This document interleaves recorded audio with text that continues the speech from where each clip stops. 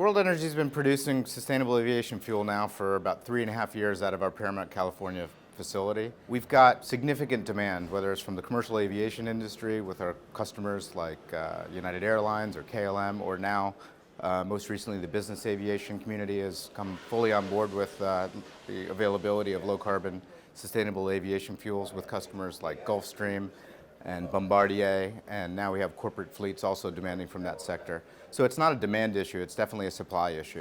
And when we look at it from the commercial perspective in terms of adding incremental supply, you have to look at investment, and you have to look at security of the horizon into the future, being able to recover your investment and a return on that investment.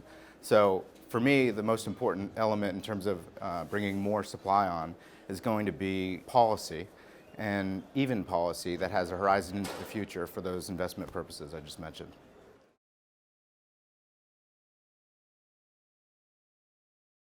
So I'm very excited about the next 10 years. We actually started our adventure in sustainable aviation fuels 10 years ago, and at that point nobody understood the opportunity within sustainable aviation fuel, and we didn't have the standards for it, the visibility, the understanding of how it would work, et cetera. We've accomplished that over the last 10 years, and we're really at a tipping point at this moment in terms of the buy-in, in terms of the discussion about it, and by educating greater audiences, we're creating more and more demand, more awareness. And what we've seen recently is the deployment of the fuel in concentrated spots like airports, which really allows greater audiences to see it, use it, and deliver those low-carbon solutions that their customers are looking for.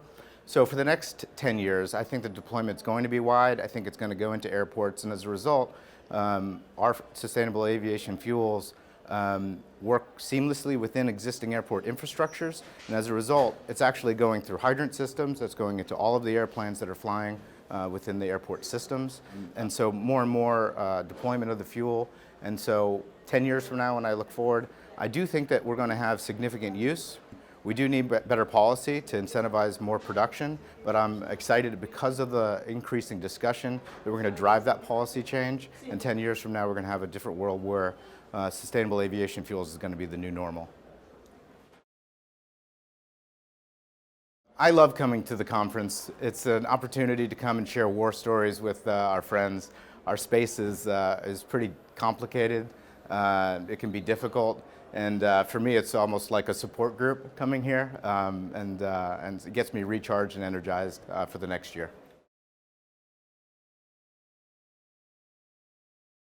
Well, the Argus Conference is particularly special because you get an intersection of industry players from the commercial side, policy experts, and in particular here in California, because we have the low-carbon policy.